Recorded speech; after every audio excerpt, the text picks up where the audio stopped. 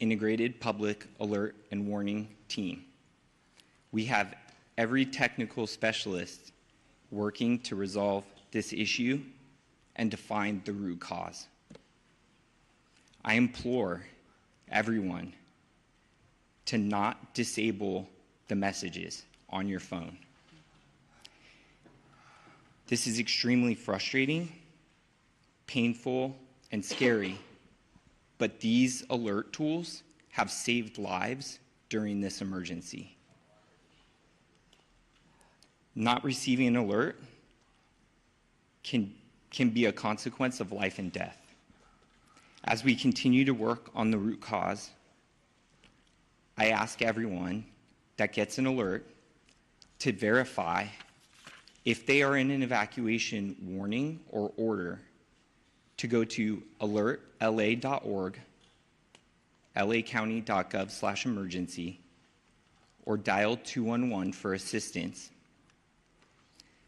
The mapping is accurate on where evacuation warnings and orders exist. Again, this is my top priority. This is the top priority of my partners at the state and at FEMA with the Public Alert and Warning Tool to resolve this issue as quickly as possible and identify the root cause. Thank you. Thank you, Kevin. Thank you, Kevin. Good morning, everyone. I'm going to make this very short because we've got a full list of people that want to present today. You're going to hear information from our Insurance Commissioner, Ricardo Lara. Thank you for being here, about how residents can get connected to insurance support to recover and rebuild. And I was up in the Alpine area last night, and the common question was, how do I navigate the insurance process, and will I be able to get insured again? And so I felt it was important for us to hear from our Insurance Commissioner, who's been very engaged on this issue. And then I just want to say to everyone, you know, I've been out and I've heard from my residents, and I think we've all had someone impacted by this fire. I keep saying it, you are not alone. I talk to families that have lost everything, and they don't know where to go. And as the supervisor representing that district, but also as a chair, I speak for this board. We are here to support you, and we will be here for the long road to rebuild. So with that, I'd like to turn it over to Mayor Bass to say a few words. Thank you, Chair Barger. All of us here are working urgently and around the clock to confront this ongoing firestorm. And when we are on the front lines, when we're in the command posts, when we're in the Emergency Operations Center, we carry with us our friends and neighbors. That is what this fight is all about. It's about those friends, neighbors, and loved ones who have fled their homes, those who have lost their homes, those who have lost their lives. To all Angelenos, we are fighting hard for each of you. So here's our city update responding to this natural disaster. LAFD battled all night on the Palisades fire, the Hearst fire, the Kenneth fire, and airdrop efforts, thank goodness, continue. LAFD also responded to and extinguished fires in Pacoima, Hollywood, Studio City, and more. I do want to let everyone know that Griffith Park, including Runyon Canyon, will be closed through Sunday. Yesterday, President Biden pledged his full support for response efforts, including FEMA reimbursement 100% of our disaster response costs. FEMA also launched resources and support for Angelenos impacted by these fires. Visit disasterassistance.gov to apply. We have worked with the governor and Sheriff Luna to secure the National Guard, which will back up and free up our firefighters and police officers and play a key role in securing our evacuation zones to keep people safe and to protect against anyone thinking of taking advantage of this tragedy. People from across LA, the nation, and the world are asking how to help.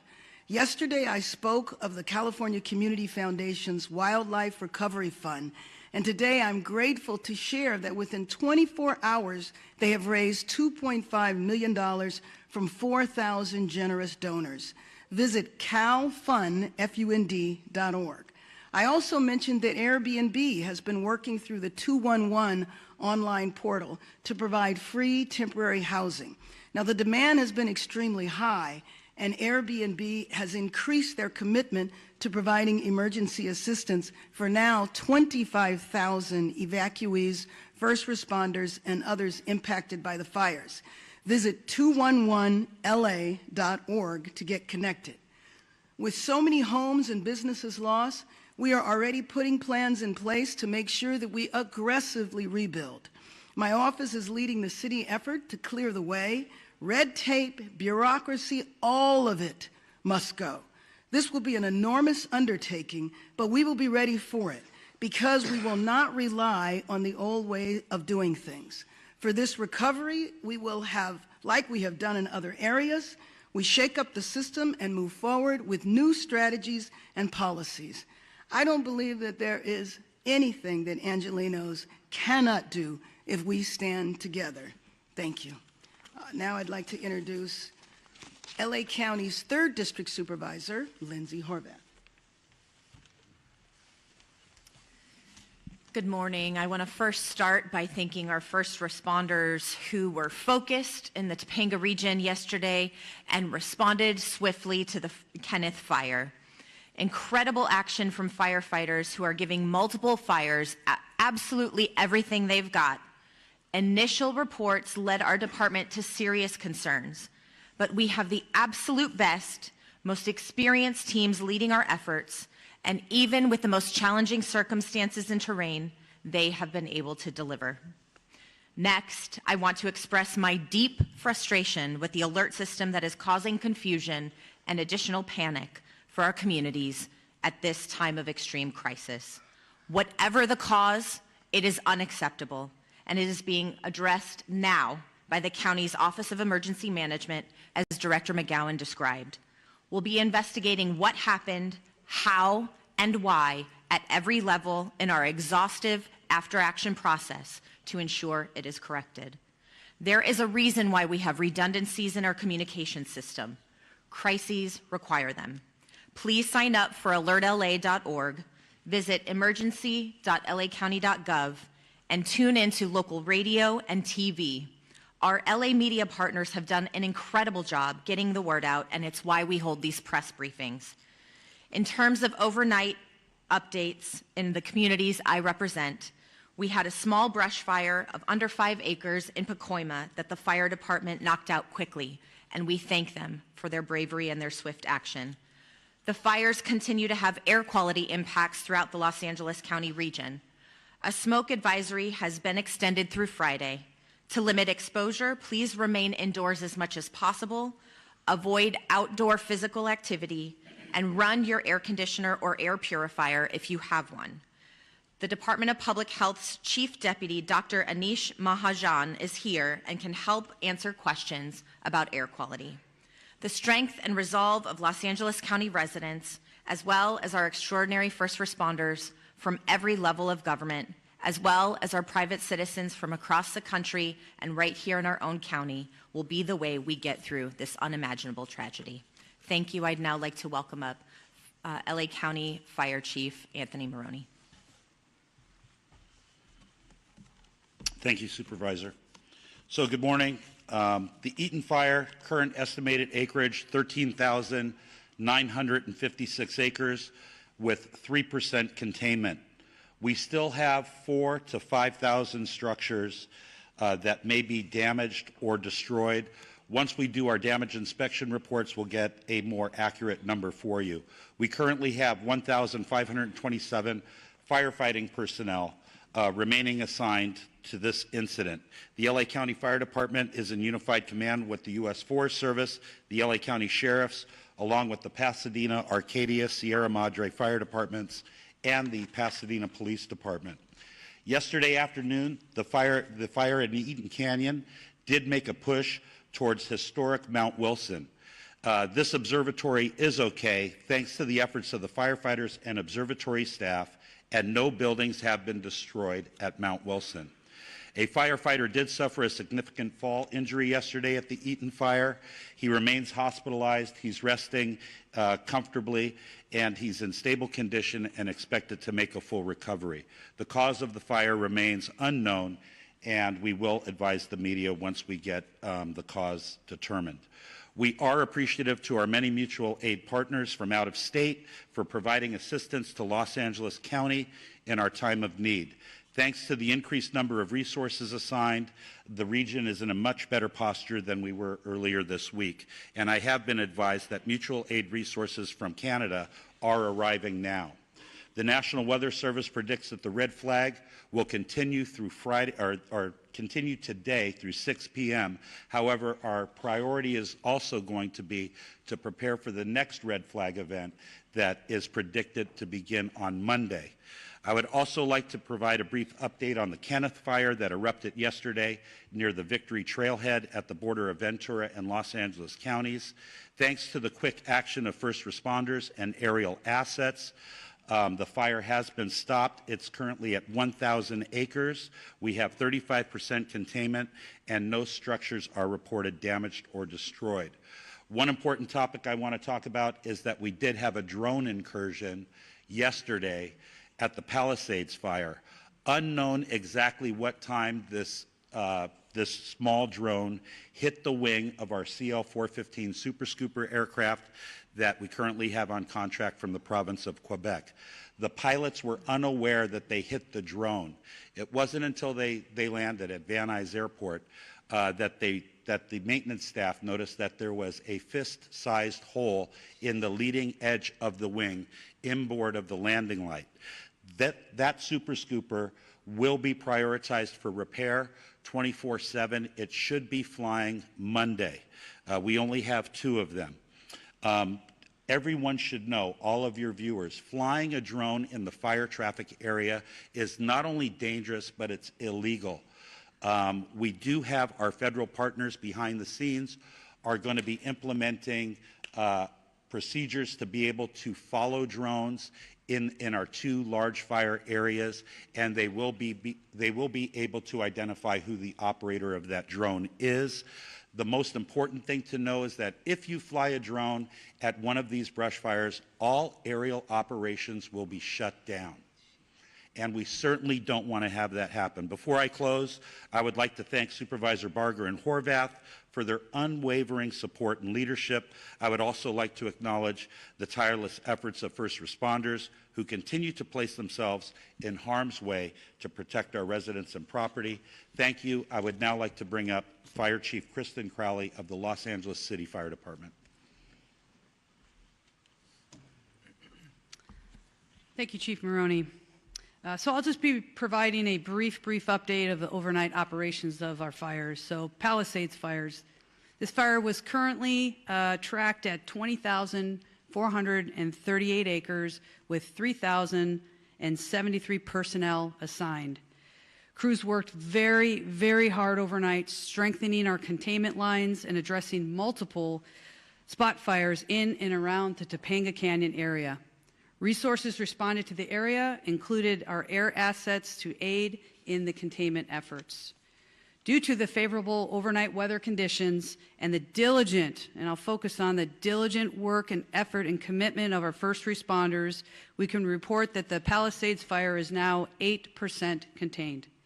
Wind gusts are expected to increase in daylight hours that will test our containment lines. Our firefighters will continue to respond to any flare-ups and increase our containment lines. Evacuation orders remain in place. The Hearst fire, due to more accurate mapping and acreage, has been updated to 771 acres with 37% containment. All evacuation orders and warnings have been lifted. The Kenneth fire, forward progress has been stopped with 35% containment at 1,000 acres.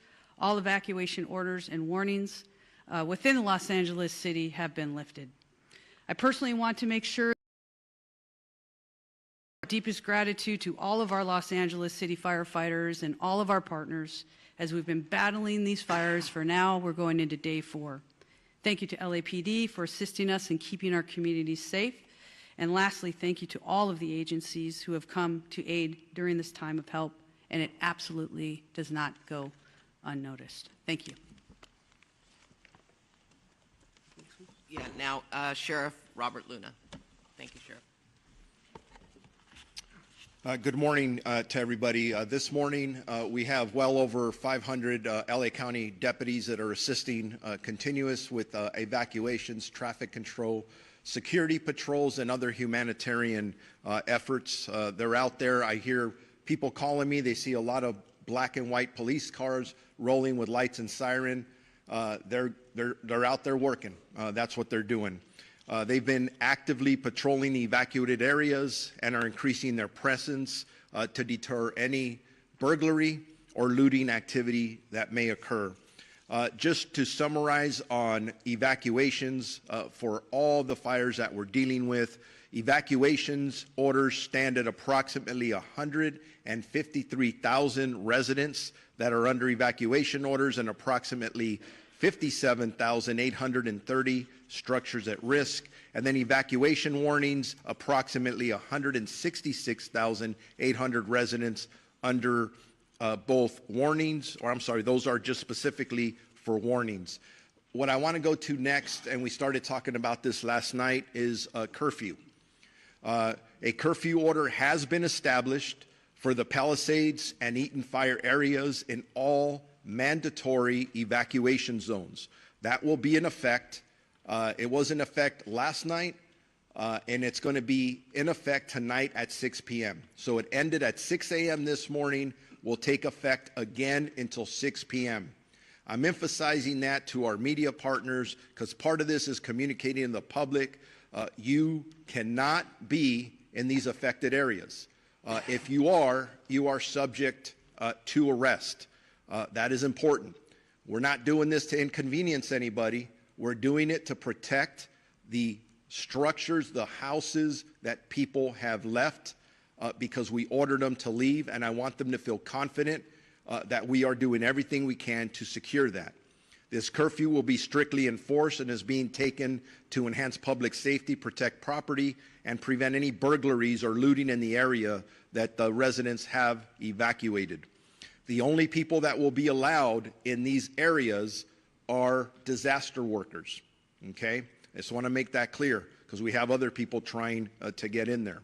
And by the way, media partners who have legitimate media credentials, yes, you may enter those areas unless it's very, very unsafe and somebody tells you not to for that reason. Again, just specifically, anyone found in violation of this curfew will be subject to arrest for a misdemeanor offense under LA County Code Section 2.68320, and conviction may result in a fine up to $1,000 or jail time. And I'm telling you right now, I know people talk about no bail, and I've given direction that if somebody's caught doing this, they are not going to get cited and released. They're going to get booked. We are not screwing around with this. We don't want anyone taking advantage of our residents that have already been victimized. The National Guard deployment. As many of you are aware, we asked for the National Guard. I'm very thankful to Governor Newsom and the State Office of Emergency Services that fulfilled that request. As of last night, we've had National Guardsmen assisting us. They arrived last night and deployed to the Eaton fire area, and were assisting with road closures and critical infrastructure protection. As additional Guard personnel arrive, and they will be in the next 12 to 24 hours, the Sheriff's Department will strategically coordinate their deployment with other partners such as the Los Angeles Police Department, Pasadena Police Department, Santa Monica Police Department, Azusa, and Arcadia. Those are the requests we have now. That may grow. We'll adjust as time goes on.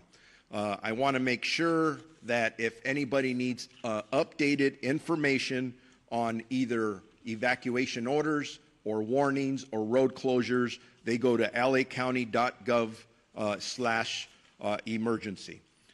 And with that, I am going to be introducing Assistant Chief Dominic Choi from the Los Angeles Police Department.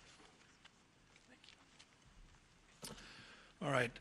Good morning. On behalf of the Los Angeles Police Department, I just want to extend our deepest sympathies to all those affected by our fires, and that includes many of our own LAPD officers who've lost homes and property in this fire, and they continue to serve these communities, and I appreciate all their work. I have a number of important updates for all of you today, and I'm going to start by an arrest that was made late yesterday afternoon. So yesterday afternoon, the Kenneth Fire started at the border of West Hills in the city of Los Angeles and Ventura County. At 4:32 p.m., we received a 911 call that a suspect was attempting to light a fire in the community of Woodland Hills and was being detained by residents. Officers from LAPD's Topanga area responded and took that suspect into custody. And once we learned that this suspect was a possible arson suspect, our Major Crimes Division responded to Topanga Division along with Ventura County sheriffs, who was a lead in the Kenneth Fire investigation. But they responded, they interviewed this suspect. After the interview and additional investigative steps, looking at some additional evidence that was present, they made the determination that there was not enough probable cause to arrest this person on arson or suspicion of arson, and therefore this person was arrested on a felony probation violation. This investigation is ongoing, however, and I'd like to thank those community members that were involved in this and helping us bring this person to our attention, and so we can have an ongoing investigation. The second point I want to talk about is for any of those people looking for loved ones or missing people related specifically to the Palisades fire. Now, the county is also doing this for the Eaton fire, but for the city of Los Angeles, we've stood up a family assistance center. This center is located at Chevy Hills Recreation Center, and it's at 2551 Motor Avenue. It's going to be open today from 10 a.m. to 6 p.m. and tomorrow from 9 a.m. to 5 p.m. We will have 10 officers there ready to receive anyone who needs to report a missing person related to the Palisades fire. We will also have the American Red Cross, the Mayor's Crisis Response Team, the LA County Medical Examiner's Office, and the LA County Department of Mental Health. They will be there to help support, answer questions, and provide information as necessary. Again, I just want to emphasize this is for missing people related to Palisades fire. This is not for any other issues related to the fire. LAPD and our law enforcement partners are actively maintaining law and order in the areas impacted by the fires. We're patrolling these areas to deter criminal activity and to continue to ensure public safety. Today, we're deploying 210 officers in these impacted areas. This deployment includes our partners from LA Port PD and LAWA PD, and I'm thankful for their support. Again, protecting our homes, businesses, and evacuated and vulnerable zones are our priority, and we will continue to ensure that no one takes advantage of these situations. You've heard this message before, but I'm going to say it again because it's so important and so critical. Looting has zero tolerance. Looting or exploiting in the disaster areas will not be tolerated. Anybody caught looting or committing crimes in the affected areas will be arrested and prosecuted to the fullest extent of the law. We'll remain vigilant and patrol these areas and ensure that we can mitigate any activity like this. And again, if you haven't already done so, you will start seeing in the city of Los Angeles the National Guard being deployed at the Palisades fire. Their role is going to be traffic control, managing roadways to ensure access to affected areas is restricted to authorized personnel only. They're going to be manning critical infrastructure security, as well as doing checkpoints and verifying credentials for those for ingress and egress. And lastly, these measures, controlling access, they are necessary. I just want the communities to know they are necessary for public safety and for proper community recovery. They are inconvenience, but it's something that we have to do. Residents are encouraged to call 911 if they see any suspicious activity. Law enforcement, National Guard, and other first responders are here to support this community and ensure their safety in a difficult time. Our commitment remains steadfast to restoring safety and normalcy as quickly as possible. Your cooperation and resilience from the community are greatly appreciated. Thank you. And at this time, I'd like to introduce Los Angeles County District Attorney Nathan Hochman. Thank you and good morning. The District Attorney's Office will be considering up to now 5 different types of cases that will eventually be presented from law enforcement. Let's start with arson. If it is determined that there is a man-made and intentional setting of any of the fires involved in this situation, the people who committed this arson will be arrested, they will be prosecuted, and they will be punished to the full extent of the law. Right now, obviously, law enforcement and the firefighters are focused on containing these properties, saving lives, saving homes. But eventually we will get to the causes of those fires, and in that part the DA's office will be working with law enforcement to go after anyone who is guilty of the crime of arson.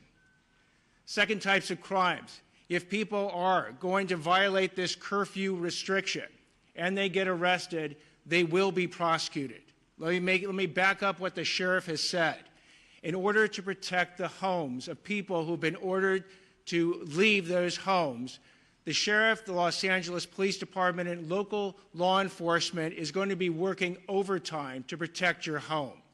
In that way, if you violate the curfew, you will be arrested and then you will be prosecuted by the district attorney's office. Third issue, looting. Looting is a despicable crime. For the people who've already been arrested, please know that this is not going to end well. You will be punished to the full extent of the law, and I'm sending this warning message out again. If you want to take and go ahead and take advantage of people who have tragically suffered enormous losses in this county, the district attorney's office, working with law enforcement, will make sure you are arrested, you are prosecuted, and you are maximally punished. Drones. If you're thinking that it's fun to send a drone up in the area for your own amusement, or you want to get information that nobody else can get, and you do it in one of these areas for which drones are not permitted, I'll repeat one more time. You will be arrested, you will be prosecuted, and you will be punished to the full extent of the law. And the last type of crime that we'll be looking at are scams, and we're already seeing them. We're seeing people being targeted in GoFundMe scams by people who are trying to entice people to give money to people who have suffered, when the people who are arranging this GoFundMe page are nothing but scammers. You must be aware of who you are being approached by and who you actually can go ahead and give your money to if you want to help them. We're going to see that eventually with insurance scams. We'll see it with government benefit scams, and yes, they are going to target the people who have been tragically affected, and you cannot allow them to do it.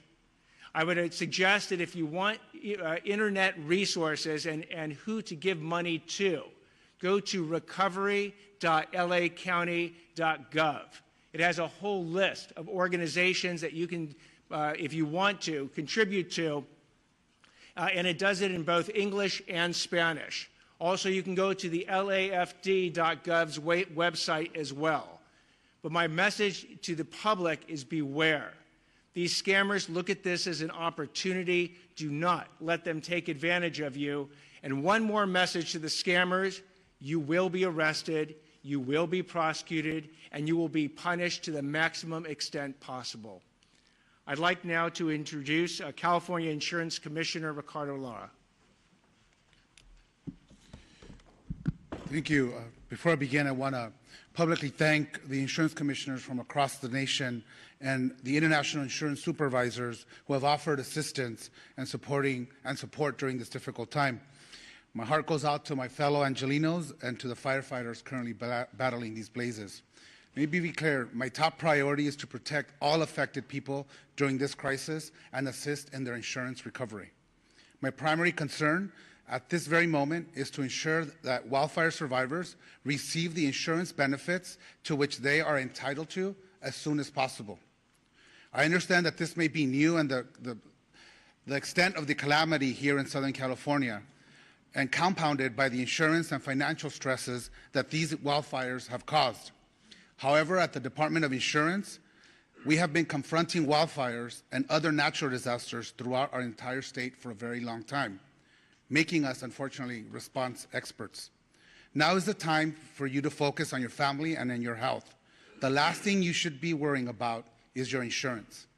Here's what I've done to protect our wildfire victims to date. I am using my moratorium power to stop all non-renewals and cancellations. Last night, I issued a bulletin to protect homeowners affected by the Palisades and Eaton fires from non-renewals and cancellations by your insurance companies for 1 year, under a moratorium law that I wrote while I was serving in the state Senate. This covers you even if your home wasn't destroyed or damaged in the wildfire. You can visit insurance.ca.gov to look up your zip code if you are near these wildfires and obtain that protection. I'm also calling on insurance companies to suspend any pending non-renewals and cancellations that homeowners received before these fires started. This means that if you've received a non-renewal from your homeowner's insurance between October 9th and January 7th, essentially 90 days, your insurance company should do the right thing and retain you as a valued policyholder. I call upon all property insurance companies to pause these non-renewals and cancellations and provide essential stability for our communities, allowing consumers to focus on what's important at the moment, their safety and recovery.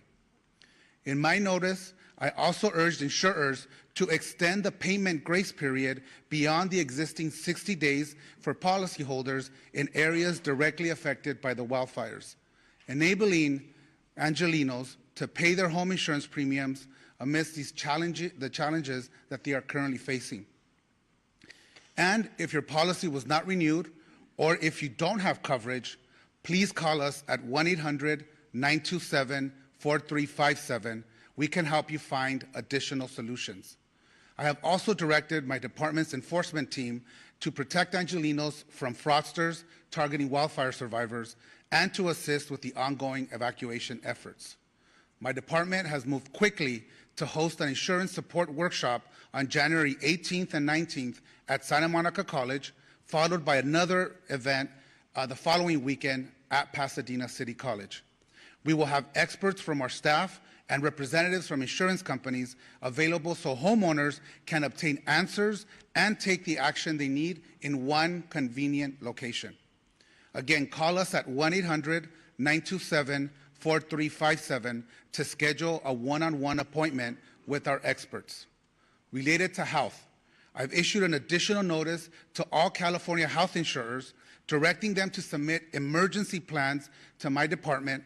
These plans must detail how they're going to ensure that consumers can continue to access essential medical care and obtain their medications in the wake of these disasters.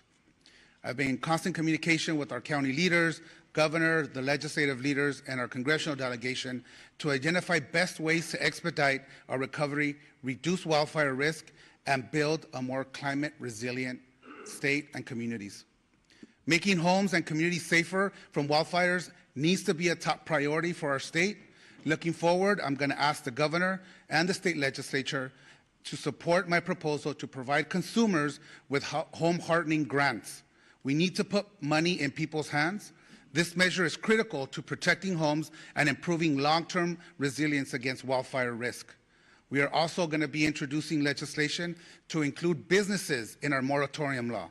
Businesses are an important consumer of insurance and the financial backbone of many communities, and they also need this vital protection. Newly enacted insurance reforms are now in effect to make insurance rates more stable and predictable. My sustainable insurance strategy mandates that insurance companies expand and maintain coverage in high wildfire areas if they are going to use forward-looking catastrophic models and incorporate the reinsurance cost in the rate making, which my department just finalized in December. Why is this important for our residents? It ensures that Californians in wildfire-prone areas retain access to insurance and brings competition back into the market and ultimately lowering the cost. Without these measures, insurance companies may continue non-renewals, leaving communities at greater risk of underinsurance and total loss of coverage. Even with these devastating wildfires, I want to be clear, I am confident that these reforms will keep us on track to modernizing our insurance market, encourage insurers to return and expand in California, and protect the solvency of our market. We remain the largest insurance market in the nation, fourth in the world. Our goal is to ensure they remain financially solvent and can honor the claim that will stabilize our insurance market in the long run. Now, let me just quickly address issues surrounding the insurer of last resort, which we call the FAIR Plan. It has become clear that reforms are necessary as the coverage maximums have not changed in 30 years. I recognize that for some Californians, the coverage limits, even the ones that we've already implemented, are still very low. Under my strategy, we have also ensured the creation of a stronger, more sustainable FAIR Plan with the long-term financial strategy to withstand the challenging fires we are experiencing today. Let me be clear, once the fires are brought under control, we will get data directly from the insurance industry and the FAIR Plan about claims filed, as we have that we have on all the other fires that may or may not happen. We are focused on maintaining the FAIR Plan's financial health while getting people back to the regular market where they belong. In closing, our actions are focused on ensuring that the insurance companies meet their commitments to the consumers, that Californians are protected, not just in this crisis, but beyond. We are here to help. Please call us. We speak multiple languages in whatever language you feel comfortable. Insurance can be complicated.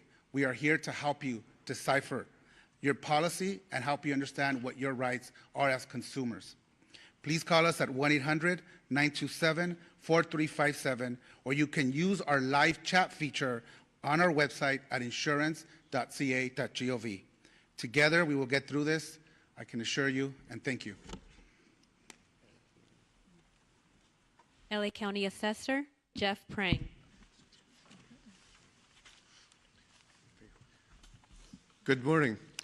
Right now, government is very focused on bringing these fires under control, but in the coming days, the focus will return to recovery. Initial reports suggest that 10,000 properties have been damaged or destroyed, with hundreds more likely to be discovered in the coming days. I appreciate that property taxes are not high on the list of things to worry about right now, as so many are focused on housing and safety, but financial issues will soon become a major issue for the victims of the fires.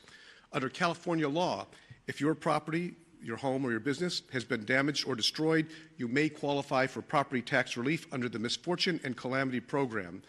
This program allows my office to reduce your assessed value of your property, which is what your taxes are based upon, to reflect the damage.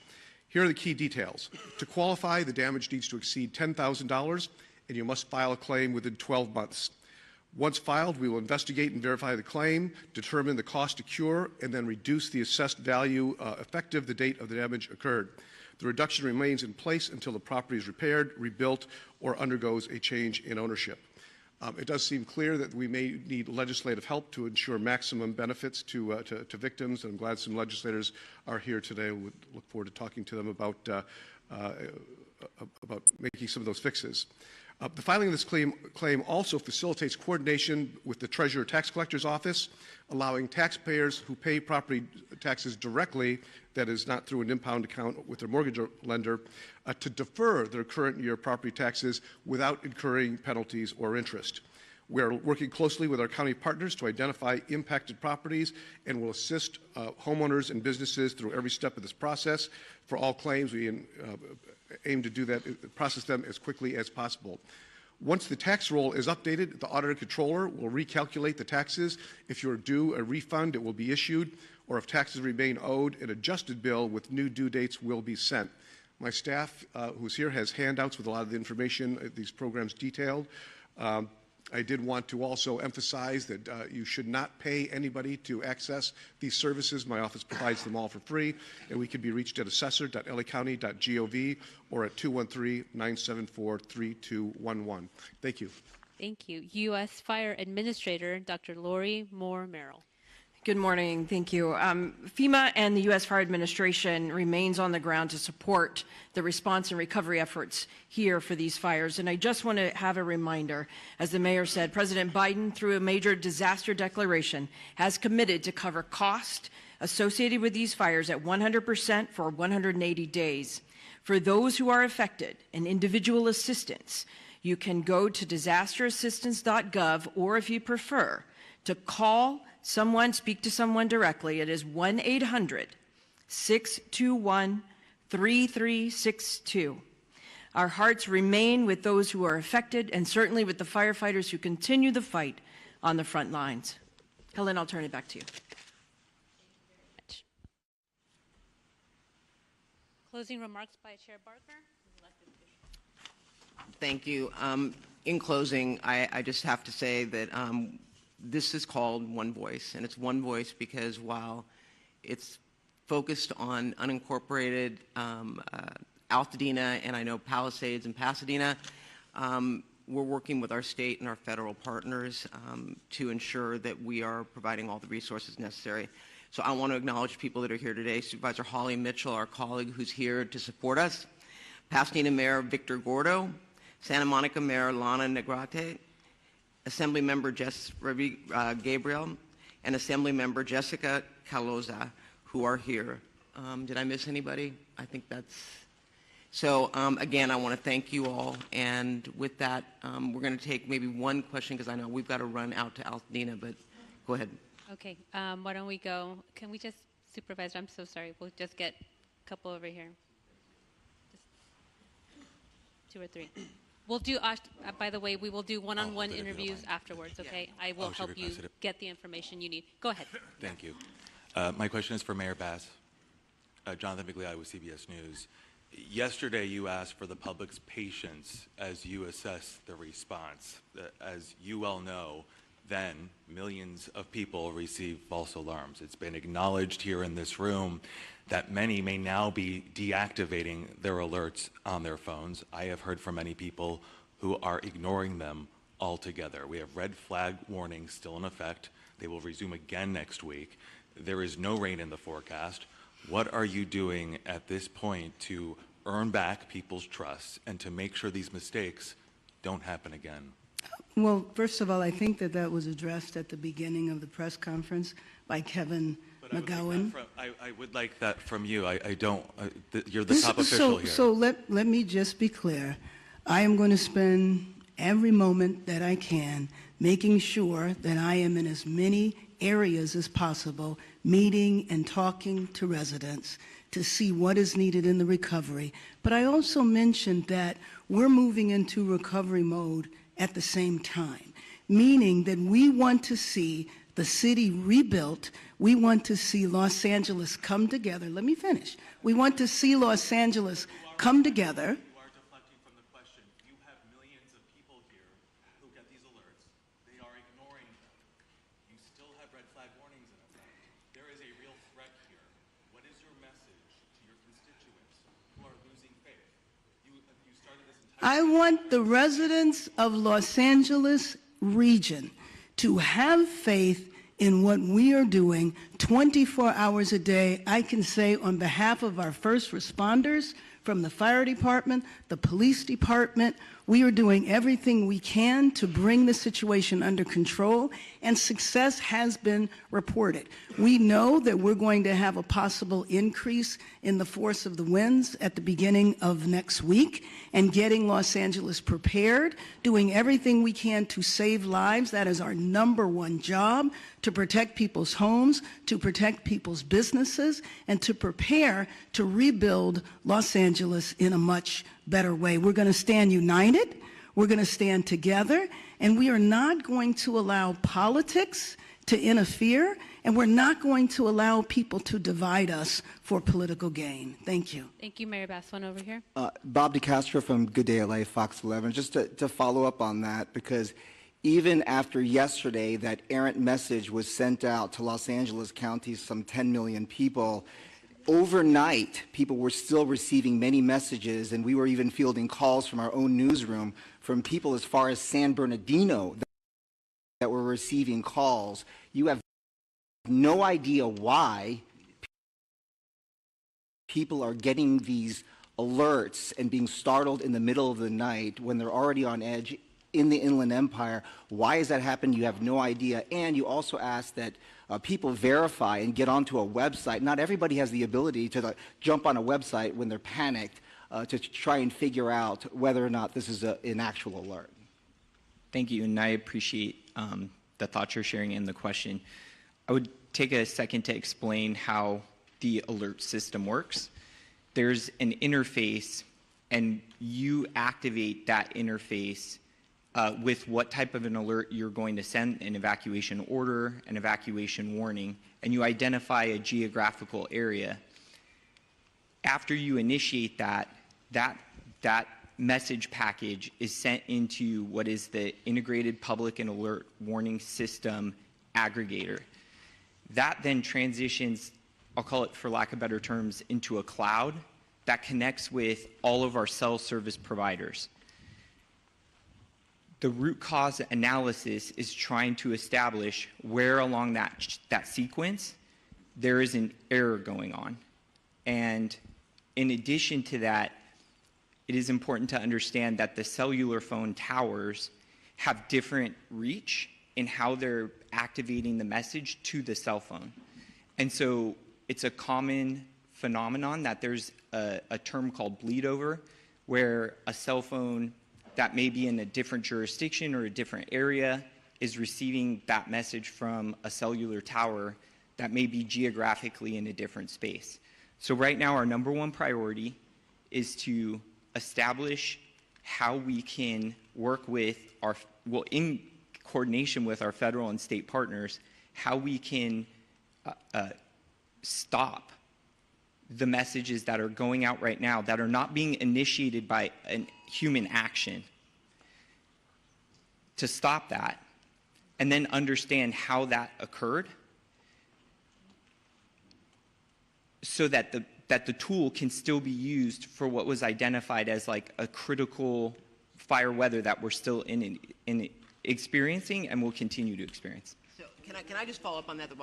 The bottom line is we are going to drill down, because I too got the alert. I got 2 alerts, and then I got an alert telling me to disregard the alerts. And, you know, as someone who has communities that are on edge, that are lined up, and I'm sure Mayor Gordo has the same situation going on as well. They're on pins and needles thinking that they're next. So we're drilling down right now, and the way it's described to me is there are towers that are now powering up, and it's up in this cloud. It's kind of like when you send an email and it goes into draft, and then once you hit internet, it gets sent. Similar, but my question is, why can't we turn it off? And the answers we're getting are not satisfying. I'm not making any excuses. It's unacceptable, and it is frustrating because we are asking people to trust us, to believe us when we say evacuate. So if we're going to tell them to evacuate, we better make darn sure we're targeting the right people. So don't think we're taking this lightly. I'm not. And I know that my residents aren't. So I hear you loud and clear. The frustration you're hearing from me is based on the frustration I'm hearing as well from my constituents who are asking, when we get it, is it going to be legitimate? Should we listen or should we ignore? Or disable altogether?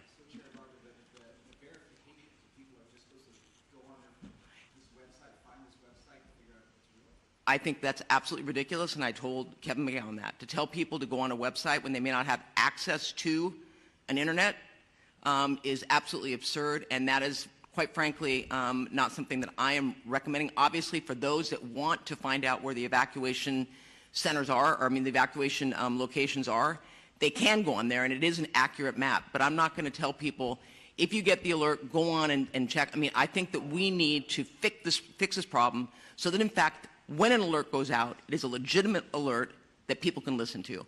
So I hear you. I hear that criticism. I personally, when I heard it, didn't feel that I was going to tell people, well, if you get it, just go on a website. They can, but that's not going to satisfy the frustration that people have. So I just want to make it clear to you. Thank you, Chair Barger. We are at time. We're over time. Thank you. We will do one-on-ones. If you need assistance, please come see me or a member of the team. Thank you, speakers, again. Thank you all for attending.